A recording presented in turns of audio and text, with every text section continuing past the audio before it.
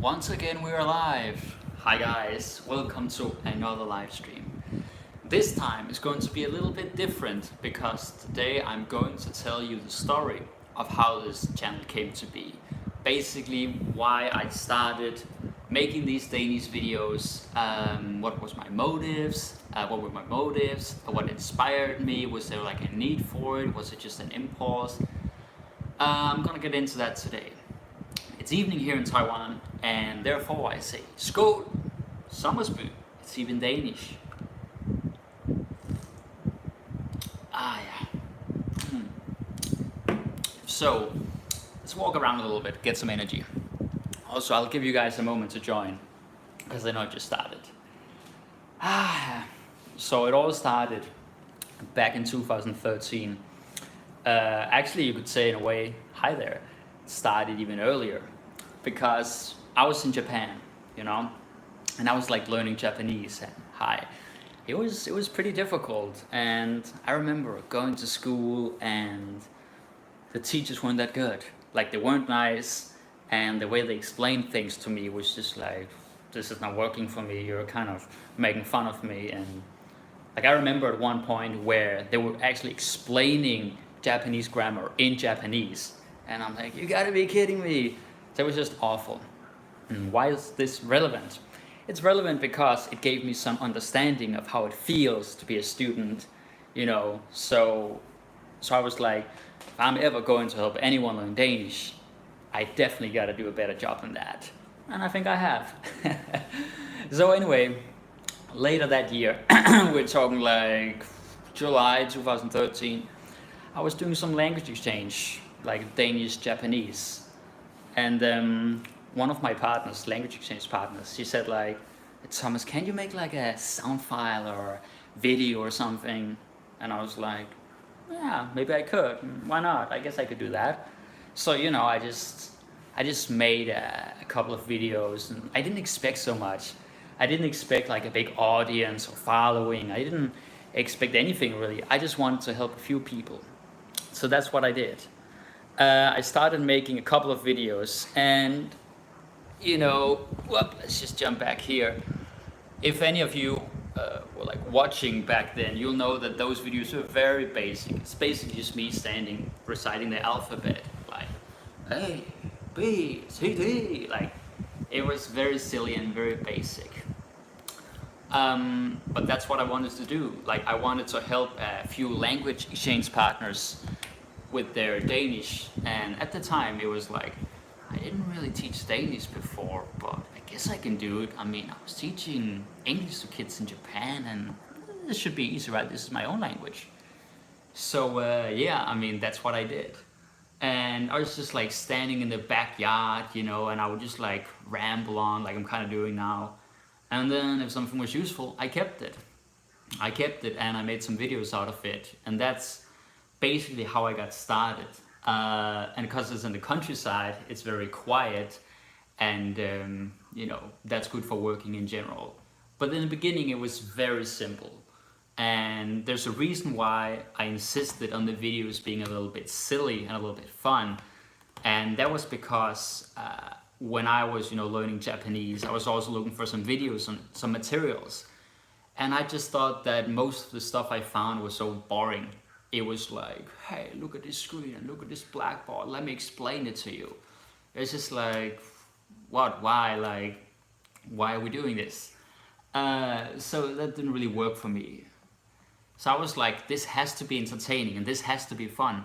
Now, when I say it has to be fun, I don't mean like, oh, it has to be hilarious, it has to be a circus, you gotta be laughing or like blown away. I'm not saying that. Maybe sometimes you will be. Maybe sometimes I'll make something really crazy or really hilarious. You'll be like, oh my god, cool. But most of the time, what I mean is just that make it a little more engaging, a little more interesting than your average language learning video.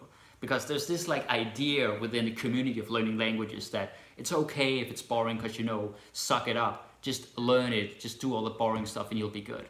And sure, some of it will be boring, maybe 10 to 20%, but most of the time you can make it fun. And I'm all about that. Again, fun doesn't mean funny necessarily. It doesn't mean hilarious. It just means engaging. So that was like my whole philosophy. And it started back in 2013 because I thought damn, it was awful learning Japanese. Like I got kind of far, but like the teachers weren't nice to me. So it's just so obvious. And I already had a YouTube channel, like this very channel. It just had a different name. It was called Bakadaino. That's another story. So it's just like an obvious choice. And it's very natural for me because I always had a love for making videos. I mean, since I was 12 years old, it was so retarded. Like, I remember I found my parents' old camcorder, and I would just like walk around and film everything, and I'm like, let me film my toes, and oh, here's a football, let's film this. It's just like, whatever. I just shot whatever. So I always had like a passion for making videos and stuff. So what I did was I combined these two, like my love for languages and my love for making videos or movies or whatever. And that's why I cannot just make a basic video, you know, like me sitting here giving you some vocabulary. Like, I mean, it's fine. Like, a lot of people do that and they watch that. But I was never about that. Like, I was about the art, you know, the experience. Because I believe that if you're having fun when you're watching it, like if you remember it and it's like, oh shit, I want to watch that again, there's a higher chance of you remembering it. And it's like, you gotta get to people's feelings, right? Like, you gotta make them feel something. You can't just say, hey, remember this for the exam, da da da. Screw that. I'm not about that. So yeah, I mean, that's what it was. Like, you got videos and you got like languages together, and I just felt like it was a very powerful idea. And I always loved languages. I mean, learning Japanese when I was like 21, 22, 23, I'm 30 now, by the way.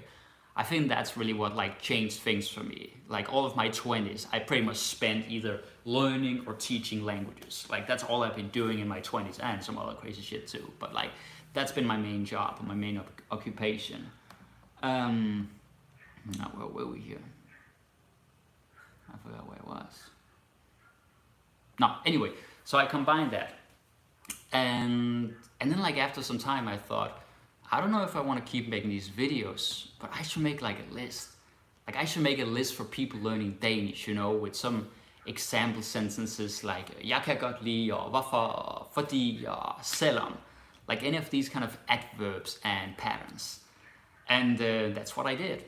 I started making that, but I soon realized that it was very long. It got like to 7 pages or something, and I'm like, I can't put this on a blog, no way. I'm like, what should I do? And then my neighbor at the time, he was a really cool guy. He came over and he had like his iPad, and he showed me. He's like, Thomas, you know, I'm making an ebook. Like, oh, I made this ebook for my daughter. Like, his daughter's like 3 years old. Oh wow, really? You made that? Yeah, now you can make books on your iPad, on your tablet. Check that shit out. And I was just so impressed, and I thought that, oh, that's what I'm going to do. I'm going to take my materials, like my ideas, and put them into an ebook. I don't really care if anybody wants to publish me. I'm just gonna do it, and then I'm gonna, like, you know, give it to people. I just want to put it out there and help them, because again, I remember how I learned Japanese. I remember what worked for me, what didn't work for me. So I just copied what worked for me and discarded and tried not to do what didn't work for me. So it's all about empathy. Not like I'm Jesus or anything, but I just tried to do what was right. So anyway, so I thought that, you know, oh, they should get a book and it's gonna be free. And then I said that, and my mom was there, my mom's friend was there, and they were like, you can't make it free, Thomas. Why not? You know, just want to give it to people. I'm not greedy or anything. But they were like, oh, but you can't make it free. Like, come on. And then I thought about what they said, and I'm like, I guess there is some truth to what you're saying. I can't make it entirely free. So I didn't. I think I charged like 25 DKK Danish kroner for it, which is still very cheap. But anyway, you know, I didn't have like a long-term plan. I just knew that there's a couple of things I had to do. Like, I had to make a few videos, and I had to make this book, and then like, I thought to myself, maybe I can make a difference. Maybe I can help people. Maybe I can help them feel that Danish is fun and not just like a boring chore. So that was my whole motivation.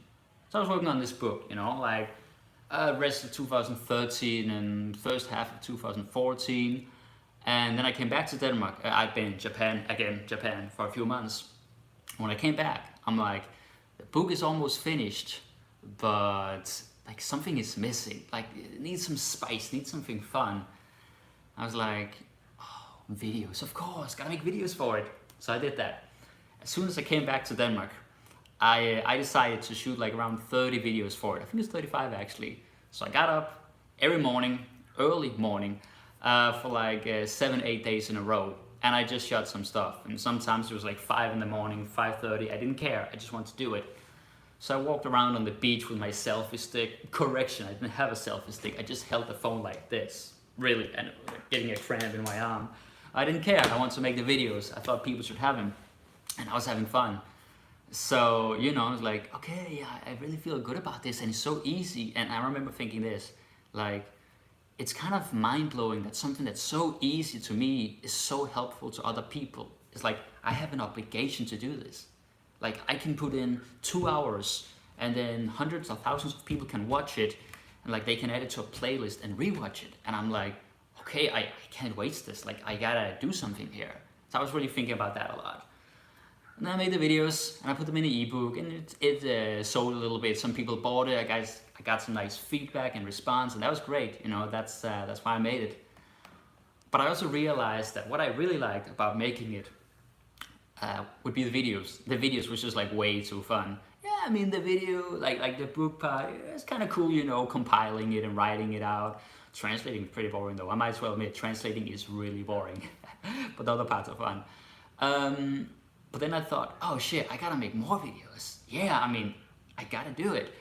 So, you know, I just started doing that, like maybe 5 videos a week. I didn't publish all of them, but you know, I put them in some later kind of ebooks, like video collections, Ultimate Danish Video Collection Beginner, Ultimate Danish Video Collection Intermediate. I know very long names, but that's what I called it at the time.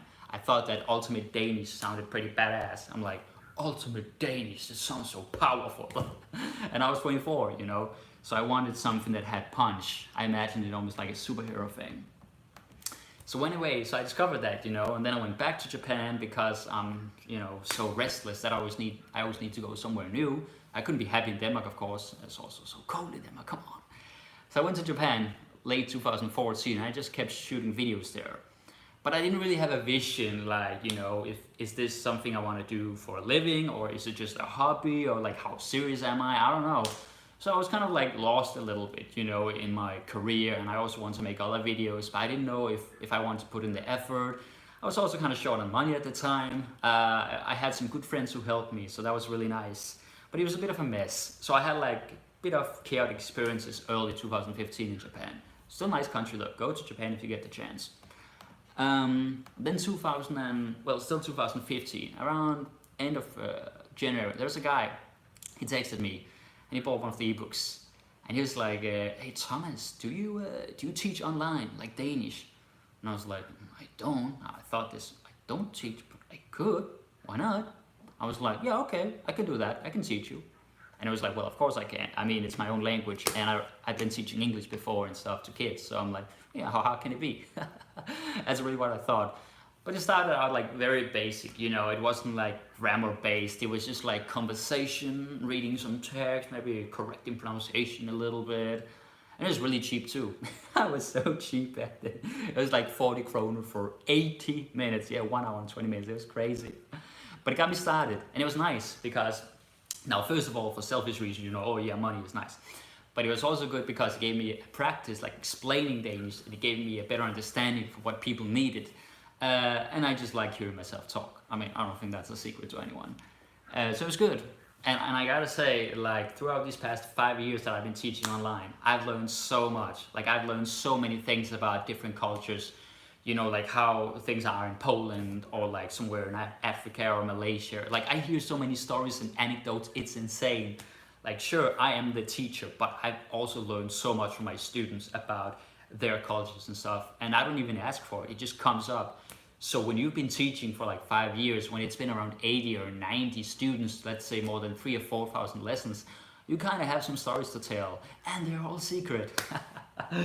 But it's been a lot of fun, it really has. I've learned so much from doing it, and I also hope that they learned. Well, some of them been with me for 2-3 years, so I know they did. So anyway, where were we? All right, so 2015, let's speed up a little bit. Let's go to the end of 2015. I was thinking like, I should make a new ebook. Like, I should make an ebook just with phrases. Like, the other one had text and that was cool, but this one should only have phrases. So I thought still about the name Ultimate, because I still liked Ultimate. So I made the Ultimate Danish Phrase Book. Some of you may have bought it, or you know about it at least, and it's like, yeah, that was a pretty good book. And it is, and it was also at the time. I just compiled a lot of sentences. Like if I was coming out of the shower and I had an idea, I would like rush to my phone and write down some sentences, or if I was in the train or the airplane or anywhere. If I was just like bored or had some extra time, I would write down some phrases. And it ended up being around 2,000 phrases. It was like a small talk and self-introduction and transport and work and family, but also like love and friendship, marriage, divorce, pop culture, politics a little bit. I mean, everything, any topic you can imagine, I wrote it down. And I did that because, again, if I were or was learning a language, I would want something like this. And I'm like, God damn, this is so powerful. I want to make it, you know. So there's a bit of like a legacy I want to leave behind. But I also wanted people to get something amazing.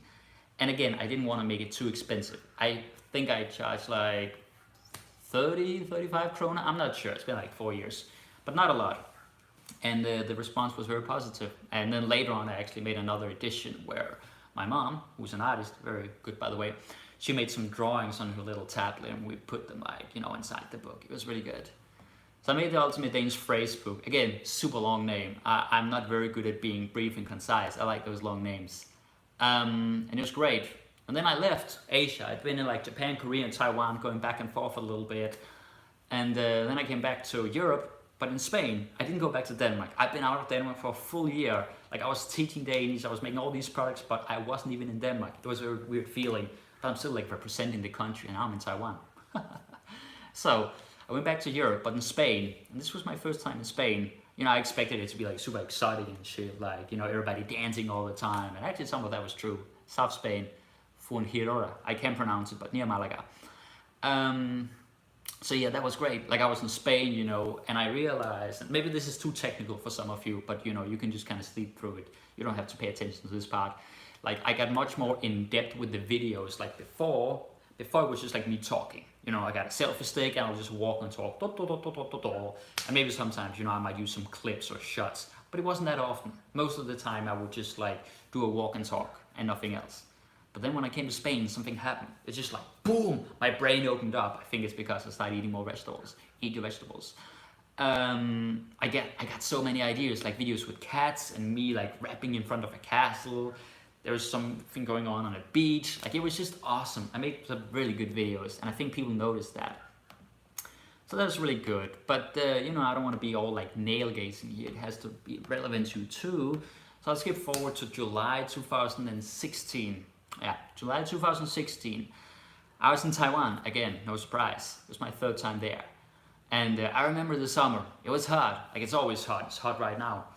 Like 34 degrees and there's no air conditioning.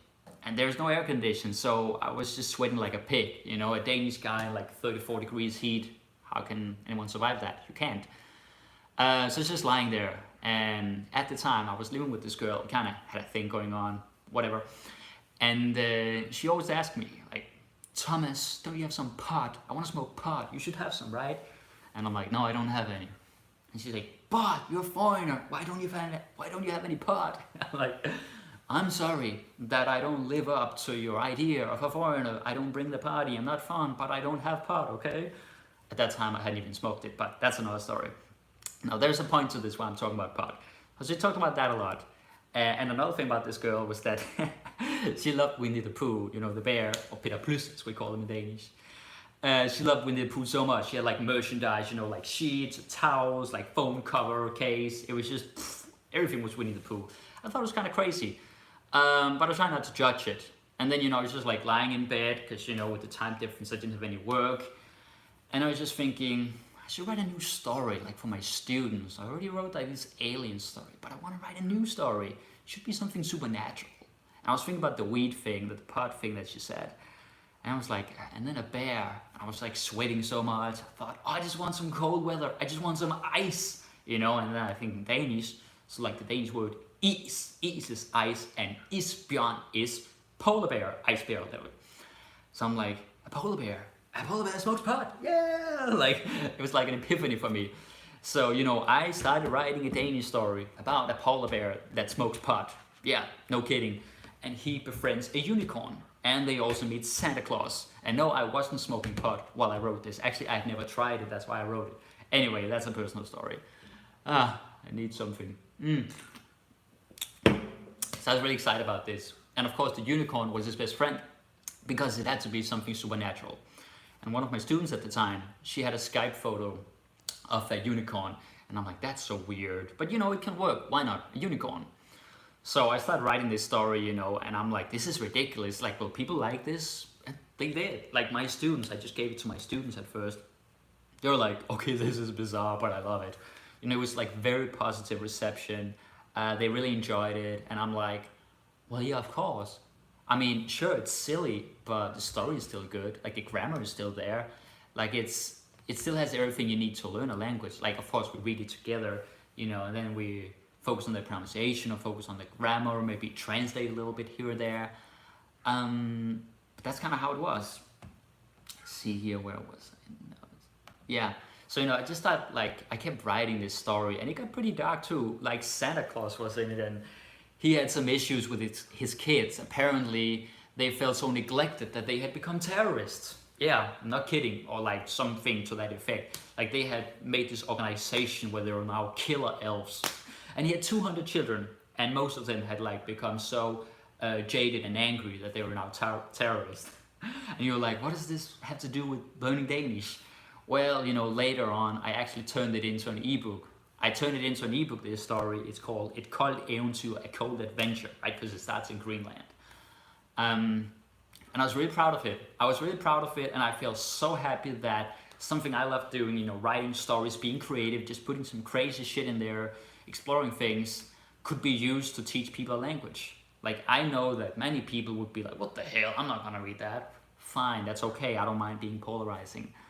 But I also know that some people absolutely loved it. Some of my students did, and other people, like some people who bought it later on, they were like, Thomas, this is amazing. This is like epic. And I'm like, okay, take it easy, take it easy. But the point was, I was really happy to make it. I was happy to help, and it was fun to write.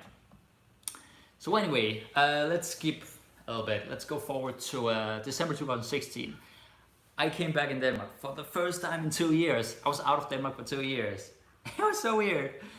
And I remember I landed in the airport. So I came from like Korea and then had transit in Bangkok and then in Copenhagen. So I came in and I showed my passport and I expected it to be like Inception. When DiCaprio's character, he comes back and they're like, welcome back, Mr. Blah, blah, blah. And it was like a big deal. And I was like, oh, they didn't even say welcome back, Thomas. Blah, blah, blah, blah. That was like an ego thing. Just ranting. So I was back in Denmark and it was a very strange feeling. But it was also good. It was good being back in Denmark. I felt like it's great to be in the country that I'm from and also, the country that I'm representing. I might not be a typical Dane as I travel all the time and I hate the cold weather, but I am Danish after all. So it's good to be back and all. And then, actually a little bit prior to that, I started teaching Liam. And you all know who Liam is, of course. That's the other guy that you've seen in a lot of videos. And I met Liam through teaching. Because, as you can probably guess from his name, he's not a native speaker, right? He's English, he's British. And therefore, he was like looking for some teacher, and he found me. He had watched my videos, he liked them, yada yada. So he contacted me. I started teaching him. But soon I realized, this dude doesn't need so much help. He's like really high level. I don't know what to teach him. Now, sure, I could help him a little bit. Liam, you got some accent here, or like there's some stuff to fix here. Like minor things. But there was like nothing major. It was really like, I can only polish your Danish. Sydsjælland. I come from Præstø. It's like 1 hour south of Copenhagen. That's why my dialect is a little bit funny. So anyway, and so yeah, Liam, I started teaching him and it was like, shit, I couldn't even help him because his level is already so high. Where was I? All right. But I also realized one thing about him. He is so creative. I mean, goddamn, that man has so many ideas. And I'm like, it's good to teach him and make money and all that, but it would be nicer to have him as a friend or like to work with him. And we should make videos together. And I was thinking about it, and then during our last lesson, what would be our last lesson, I didn't know it at the time. Like I remember we had this we had this story. We were just like improvising, you know, to practice his Danish over the phone. And it was something about Batman and the Joker. And of course, those are funny characters already. And I remember the details because it has been like 3 years. But something about, you know, something very dirty and something with fingers in the butt, or I don't know, like it was really bizarre. It was really fucked up. But anyway, we had fun and we were like both laughing. And I said to myself, Thomas, you gotta be professional. You know, you're teaching, you can't laugh too much because you gotta keep a certain distance. This is not your friend, he's paying you. But I was also like, I think I'd rather like be creative with him than teach him. I think that's better also for him. He doesn't really need to be taught anymore. So I suggested that to Liam. I said at the end of the lesson, like, hey, you know, Liam, and I tried, you know, not sound too excited, although I was. It's like, you know, Liam, you're very creative and I'm very creative. Like, we should get together, you know, and like maybe make some videos or something. Like that would be fun. And he was like, yeah, okay, sure. And then the rest is history. So we got together and I just lived abroad a lot, Japan, Spain, Korea, Taiwan. So I always use my English, that's why, thanks. You know, so like we just got together and the first time I wasn't actually that prepared. It was like, so let's do, I don't know, maybe something with this candy bag or this hat. I don't know, let's just do something. Actually, this is like 3.5 years ago. And then he had some garlands or tinsel. And then, you know, we put that on him. And it was so stupid. I'm like, hey, Liam, let's make a video about you being a king. And he's like, okay. You know, he just went along with it. And I'm like, yeah, Connor. And so I said it first. I was filming him. And then he repeated in front of the camera like, yeah, Connor. And it was so funny. It was so dumb. It was so primitive. Like, I remember one of the comments in the video. It was like, oh, this is the worst version of Shakespeare I've ever seen, but at least it wasn't 4 hours long. I'm like, yeah, you're right. It's like 2.5 minutes. So it was so much fun, you know. I quickly found out that Liam and I, we really understood each other. And it was like, God damn, this dude is talented. He's funny, he's hilarious. So yeah, but he was also like kind of shy in the beginning, you know, as most people are, like in front of a camera, performing, acting. Like, it's not easy. It's not as easy as it looks. But you know, he kind of came out of his shell, and I gave him some tips and stuff like that. So it was awesome. And that's pretty much what defined 2017 for me. I mean, I know other people were caught up in the news with Trump and stuff, but for me it was like, Liam and I are making great videos. Like, him and I, we understood each other, we could like do crazy shit together. And I think some of the videos we made in that summer and autumn 2017, that was like some of the best work I ever did. At least the most creative. I don't know, like you as a learner or you as learners might have a different opinion because, you know, you just want something that fits your level. But from a creative perspective and like the whole process, I mean, that was just absolutely bomb. That was just totally awesome back in 2017. So we were very creative and we understood each other. It was good because I've been working alone for a long time and, you know, it slowed the production. But, you know, now I had a kindred spirit, you know, and someone who had like other ideas. So it was really awesome. And another good thing was that, you know, he was a foreigner, so he also had to learn Danish from scratch, which meant that there are actually some grammar terms that at the time he could explain better than I could. Like sure, since then I picked up, but at the time I didn't like go much into the grammar terms. But he was like, oh, I know this, I know that. I'm like, wow, you know a lot about Danish. But of course you do, because you had to learn it. So I was very impressed with that. I mean, he has a huge knowledge of the Danish language for a foreigner. He's very good. And he was also pretty good back then. I mean, he was really good back then. Now he's better, of course. So yeah, I was impressed with that. And it just goes to show that when you immerse yourself in the language, you can get so far. Like, even if you're alone, because I remember he told me stories about him being in the UK with his family, and he would like watch Danish stuff before dinner, and he's like, yeah, I'm jamming this shit. Like, you learn a lot. So it was super powerful. But yeah, like we got into doing a lot of videos, and because we were two, we could like explore more topics, you know, because suddenly we were two actors. So we had this video about a bench. Maybe some of you guys already know it. It's basically him sitting on a bench looking kind of weird, and he'd also broken his arms prior to that, so that was also messed up. He's like sitting on a bench talking about how much he loves the bench. He's like meditating on it, sleeping on it, but insisting on not being crazy. It was really crazy, yeah. And then I come along like, this is my bench now, I want it. It's like Monty Python type of humor. It was really messed up. You know, so we had so much fun with that, and we really put our soul into it. Oh yeah, gracias. And that was cool. So you know, him and I, we really got to explore some stuff. Also, like some stuff that was a little more edgy, you could say, like a little more provocative, because I've like, and this is kind of the next point that I want to get to, although it's not really in the storyline or the timeline. I never really been of the idea that, you know, because you're teaching a language, you have to be like neutral. Like you have to be very blunt and corporate, and you can't have an opinion, you can't say anything of substance. I've never been of that opinion. I just, it's not me. You know, now there is no doubt, if you watch many of my videos, you'll see that, damn, he talks a lot about nature, and he's a bit of a hippie. He talks about like creativity and inspiration a lot. So sure, there are some topics that are maybe overrepresented a little bit, and some that are underrepresented. But in general, I try to touch a lot of different topics. And I don't have this idea that there are some topics I can't touch. You know, some people say, oh, don't ever talk about politics or religion or whatever. Actually, I don't touch those topics much, but that's just because it's hard to make those videos, because it's very complex issues. So I don't do it. It's also a lot of work, like editing and translating very long sentences, very long subtitles. So I don't do that much. But I'm not of the belief that you have to like stay away from so-called dangerous topics. Sure, there is something called censorship on YouTube, and we'll get to that a little bit later. It can affect like how you can monetize your videos and stuff. But anyway, so no, I never wanted to be like this neutral corporate, you know, sit with the suit every time and be like, hello, let's learn Danish. In 5 minutes, you will be fluent. I'm like, oh no, I was about to say something much worse than that. Like, hell no, I'm not doing that. So, you know, now this might seem childish or immature to some people, like, come on, someone's like, grow up, just do what you gotta do. It's like, no, I make my own rules here.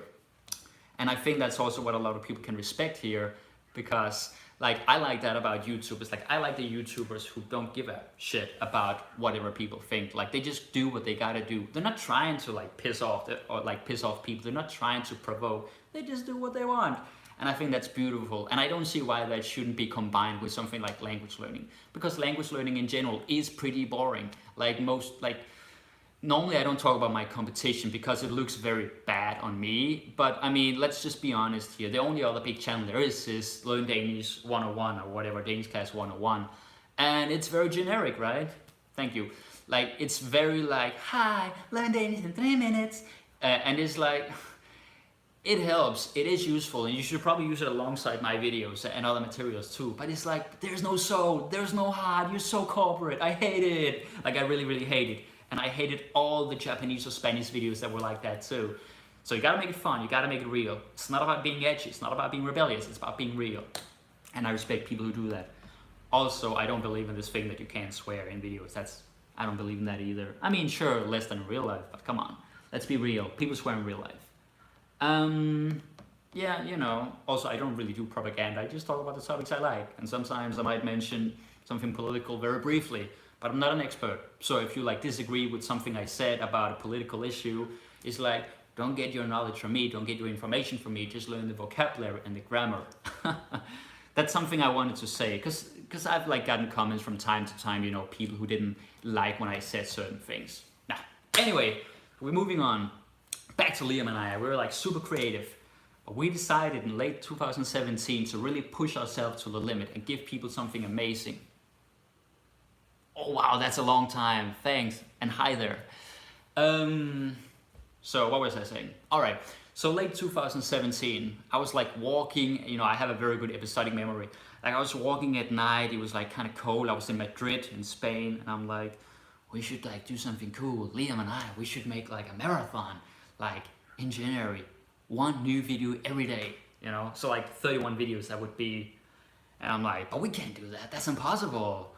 But then, you know, I suggested it to Liam and he was on board with it. I'm like, oh shit, we can really do this. So we decided to do that. We decided to do Generous January.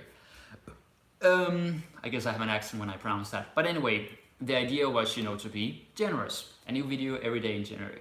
And it was cool. So we sat down and we planned it out, like, oh, we could make this video, this one's kind of crazy, this one's more informative, this one's kind of in between. And I had this idea 6 months ago, let's finally use it. So like we just emptied our brains, we just put it all down on paper and we really talked about it. A few hours, you know, and then we kind of went back and forth over text after the Skype meeting. But we put in a lot of work, and it was intense. We're like, we want to push ourselves, you know, and we want to give people that. Because again, if it was me, like if I was learning something and, you know, they gave me so many videos in a month, I would be blown away. I'd just be like, this is too amazing. I gotta get more of this. This is like, I want to help these people. I want to support them. Not that we wanted a specific response from people. We just wanted to do something amazing. You know, there's this old quote from some motivational speaker. I forgot who it is.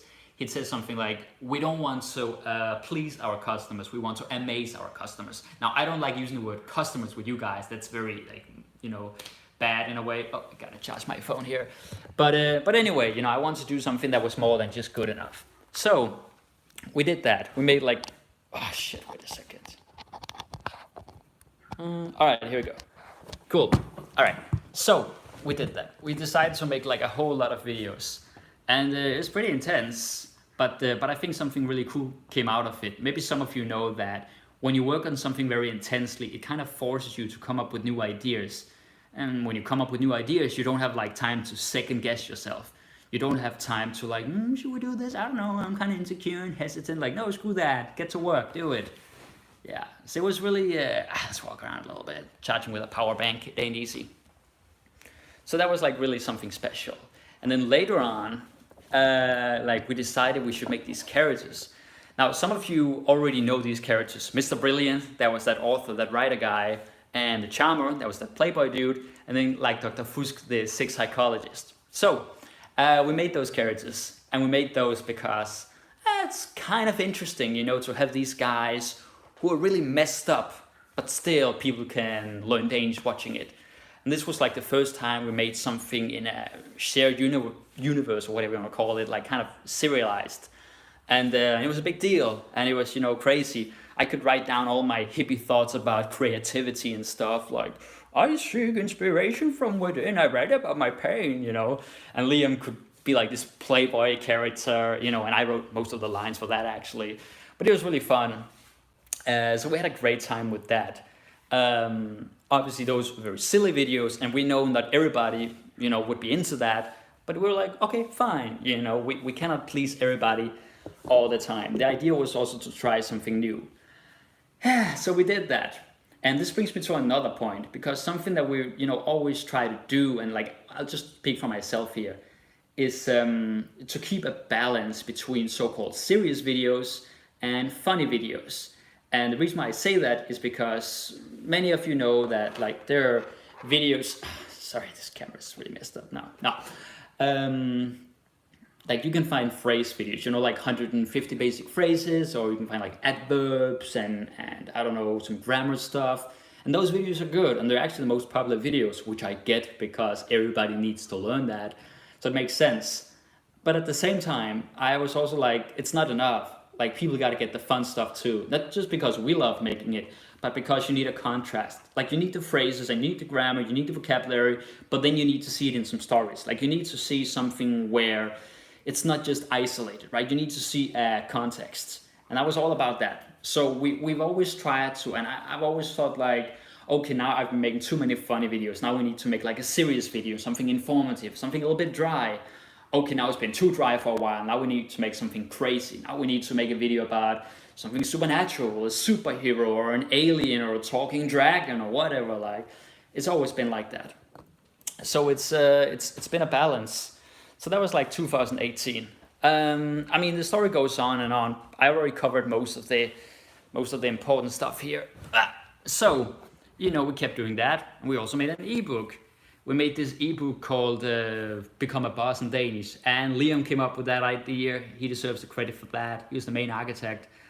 It's such a ridiculous name, right? Become a Boss. You know, we're just two dudes. We kind of listen to each other. So we figured that would be a great name. And it was a pretty good video, Become a Boss in Danish. It has like exercises and little text and vocabulary. I mean, I don't need to advertise right now, but it is a pretty good book. I gotta say, we put in a lot of work. So yeah, if any of you got it, you know what I'm talking about.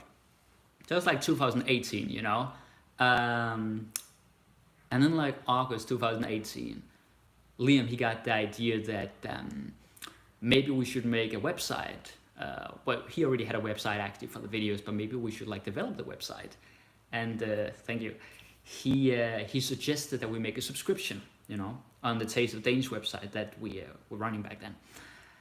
And I didn't really know what he was talking about, but then, you know, he started talking about, oh, Thomas, like we should make PDF files and stuff and like podcast episodes or, you know, whatever. He came up with a lot of cool ideas. And I thought, you know what, maybe that's what we should do now. Like we've been making just videos for a long time. Maybe it's time to move to the, I don't know, next level or next phase. So we did that, you know. We prepared for Danish dishes and something cheap. Delicious though. So we're working on that like in the last half of 2018. And then we launched it. It was all right. But this is also where the story gets a little bit tricky. Now you've seen me talk very enthusiastically, you know, about all the things we did together. But I think we made our first miscalculation when we thought that we could maintain this website while making videos. Plus we also both teach like online lessons, you know, private students and all that. It was a bit too much, but I'll get to that in a second. So we made the website with like PDF files and stuff, but then we felt it was kind of disconnected from the YouTube channel because, oh, you know, you got like the videos over here, all that's for free, and then like over here that you have to pay, and then you don't get the videos and you only get some materials that are not even with the videos. It's like, it just felt like really messy in a way. And I was like, Liam, we gotta change something. But it was too much of a workload. And I went to US, actually Washington State at that time. So this was like early 2019. And we were like talking about it. And that's also when we made the decision, which some people definitely were not happy with, to move the videos away from YouTube to the website, like the videos we had made already. And we knew that, you know, many people would be like, oh no, go, you know, yourself, like that's not cool. And I'm like, yeah, but sometimes you have to do something. And to us, it was about connecting with our other videos.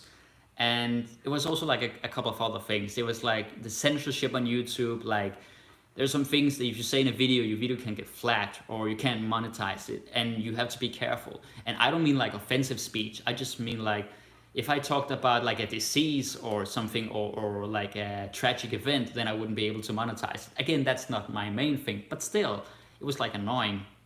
Plus ads, like the ads you see in videos are just not cool.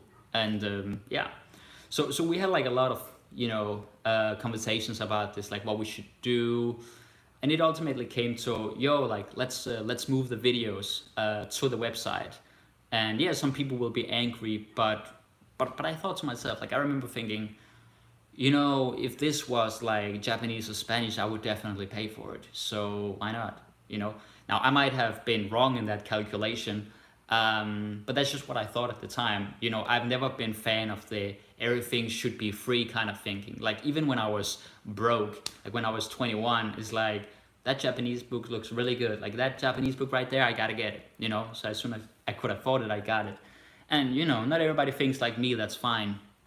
But this is how I thought at the time. And so we moved the videos. And some people like that more than others, but yeah, we did that to also like make it more organized.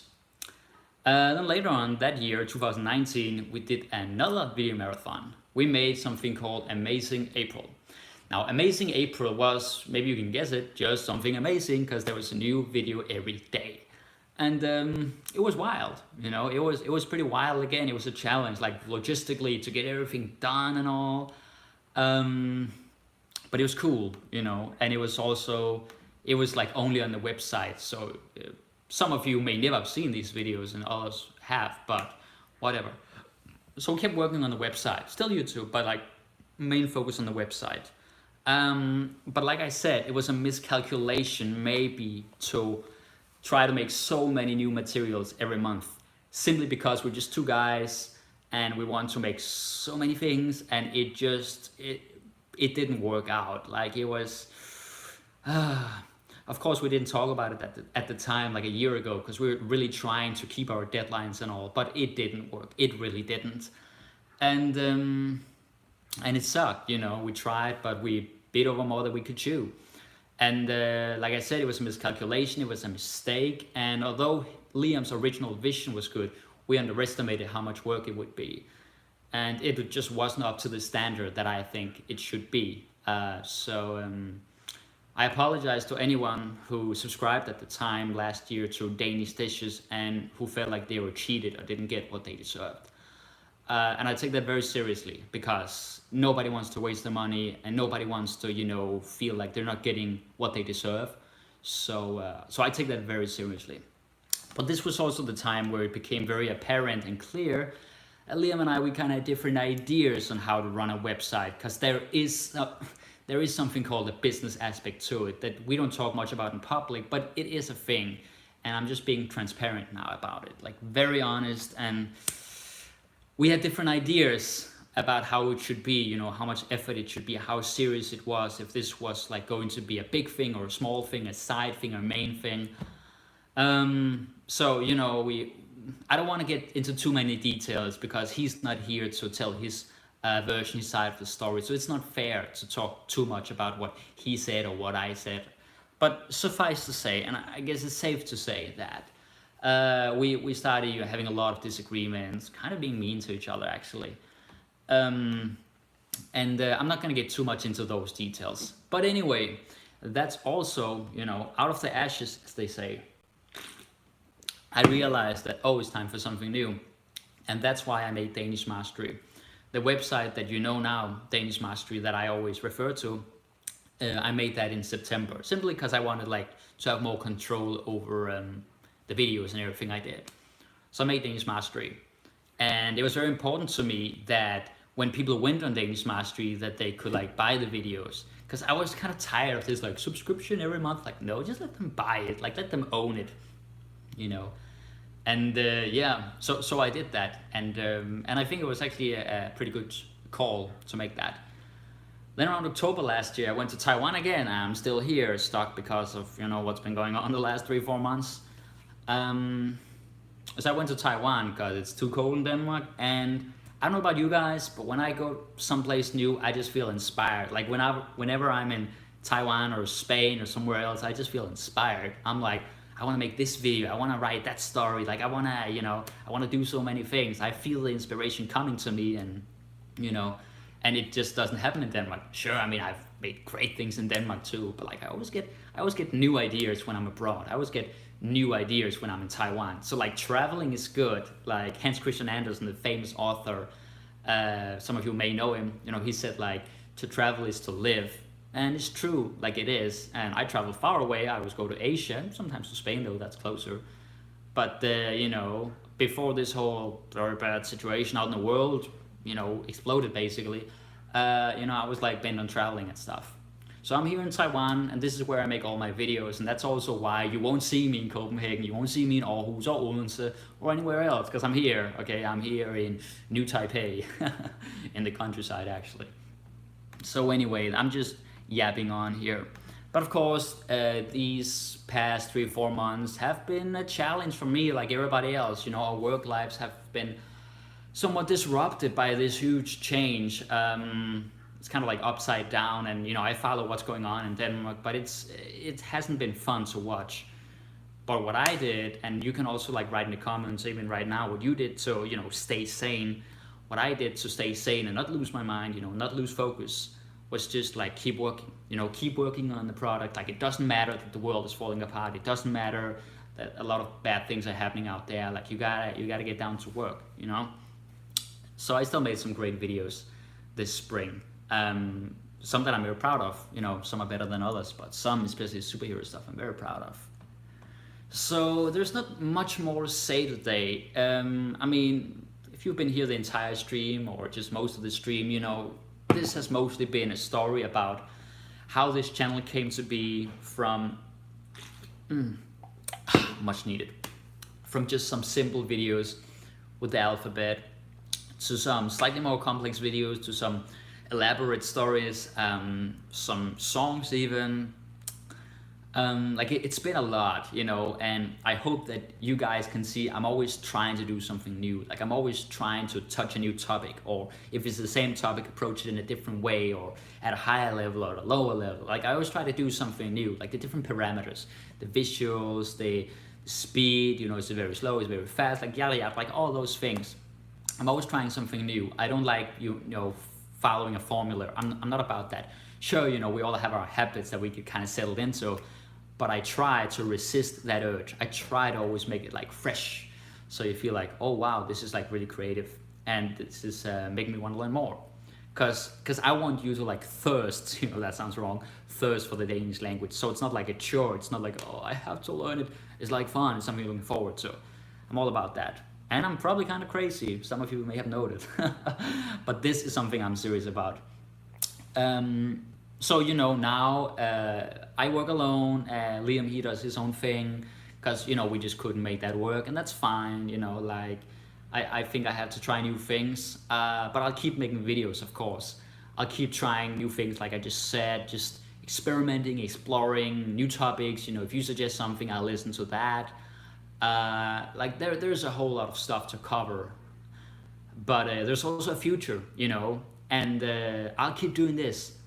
But I also want like more people. Like if I'm gonna reveal my thoughts, my vision for the future, that would be bringing in some new people. I say young blood, you know, like I'm 30, so I'm not like old, but like I've been doing this for a while, and it'd be really cool. It would be really cool to have someone who's like in their early 20s or mid 20s, who's like untried, you know, who's just like in Danish we say krudt i røven. It means like gunpowder in your ass or fire in your ass, like so much energy. You just like, you gotta get it out somewhere, right? Like I would like some young blood, you know. I'm kind of looking forward, but it's tough, especially in these times, and me not being in Denmark and all. Anyway, there's no reason to make excuses. I'm still trying to make that happen, because it would be so awesome. It would be so good if it, you know, if it's someone who has like a different dialect, maybe someone from Jutland or Funen, because I'm from Zealand, Sjælland, as most of you know. So it'd just be good with like some variation there. Could be a girl, could be a guy, but like the main thing is that there's some variation, diversity. Also like the technical part, like better cameras, but that's gonna cost a lot of money, so let's see about that. And I guess on a final note, I'll say it's not, you know, for me, it's not just about this. It's also that I think every language should actually have this. I think that every language should have this method there, like where it's informative and fun and crazy and something in between, like colorful. The visuals are there, it's engaging, it's entertaining. Like I think every language should have that. And I don't know why it's not the case. I see some people out there trying, but I see it's also not very common. So like if I get the chance, no, I'll you know, make my own luck, like Harvey Dent or whatever his name is says. Like, I'll make it happen myself. Like I wanna expand, you know, and take this to Spanish, to Italian, to German, to Chinese, like any language that you can imagine that's big enough. Like just make this happen, because I think it's a very powerful method, you know. I don't believe in the old, like I said a million times, corporate approach, being boring, being formal, you know, assuming that people want this like formal way, because most people just want to have fun, you know. And I think that my back hurts now. It would be awesome if this could be a common thing, like this whole method, if you will. Oh, that's a trash car. Right at the end. If you ever been to Taiwan, that's a trash car. It means they're picking up the trash, but I think I'm good for tonight.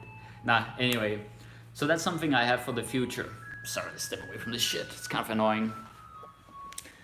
And yeah, I just want to say thank you guys. Thank you for watching this live stream. I know it's been a very long run, very long one. The video has been long, and that God, that's annoying. But I hope that you enjoyed, and I hope that you've been enjoying for the past 6-7 years, because you know how they say blood, sweat, and tears? Well, it really has been blood, sweat, and tears. But it's also been joy and gratitude and celebrations and awesomeness. Like, it's been a lot of good times and some bad times too. But I've had a lot of fun, you know. Thank you. And, you know, I'll keep working at this. I want to bring in more people. I want to see what they can do, you know, what magic ideas they have. And like with John Lennon and Paul McCartney, it's like 1 and 1 is 3, right? It equals 3. Because collaboration is just the way to go. So I think that's pretty much it. Enjoy the awful soundtrack out there, and thank you for watching. See you guys. Bye.